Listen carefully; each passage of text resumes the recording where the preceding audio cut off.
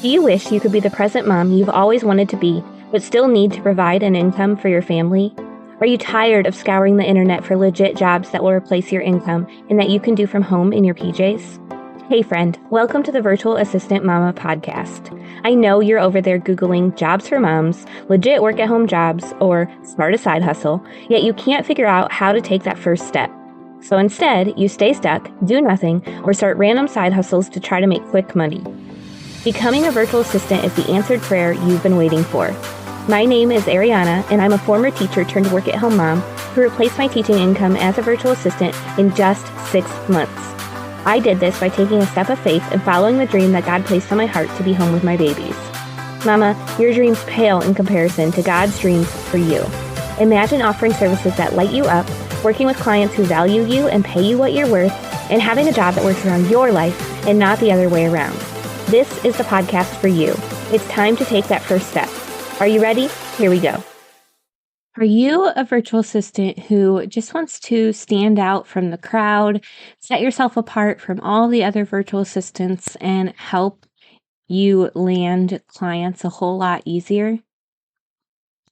As a virtual assistant, it is really important to build a personal brand because that shows other business owners what you can do for them, helps them connect with you on a deeper level, and allows you to target really specifically the ideal clients that you dream of working with.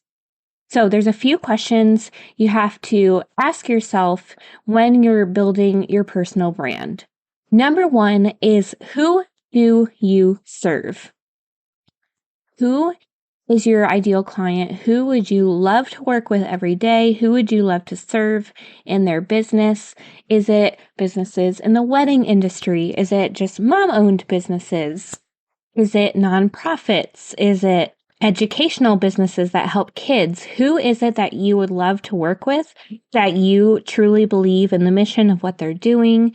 Now, you don't have to stay stuck in the super narrow niche, but it does help you reach more people if you can get more specific like that, so that you can speak really clearly to their pain points. And that brings me into the next question that you should be answering when you're building your personal brand. So you want to be answering, what pain points do you solve for your potential clients? What are you taking off of their plate? What are you allowing them to do that they didn't have time to before? Are you allowing them to spend more time with their family? Are you setting up a whole bunch of tech for them so they don't have to pull their hair out trying to set it up themselves? Like, what are you doing that's saving them from the hassle, saving them time, just saving them mental energy even?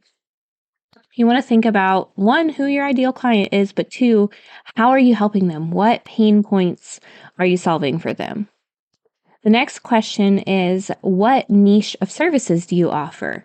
You can start as a general virtual assistant when you're first starting out and trying to figure out what service you really love. You can kind of play around with a whole variety of services. But I think once you've been in it for a little while, it is important to niche down into one, maybe two areas. That way, your potential client knows exactly what you offer. They're not confused. They don't have 10 million options to choose from. Like, people get overwhelmed when they have too many choices. So give them, 1 to 3 max, three's kind of pushing it, different options of services that you can help them with. Now, once you've answered these 3 questions, then you want to find brand colors that are going to speak to your ideal client. So if your ideal client is a mom-owned business, you're probably not going to want to use super masculine colors. If your ideal client is in the wedding industry, you might not want to use like super bright colors because wedding-owned businesses, they tend to be more in like very light and airy and pastel colors. So you want to use colors that are going to speak to them and connect with them. You also want to think about the language you're using. So make sure you're using words that your ideal clients would actually use. If they call themselves a mompreneur, you want to be using that word in the language you're using to market to them.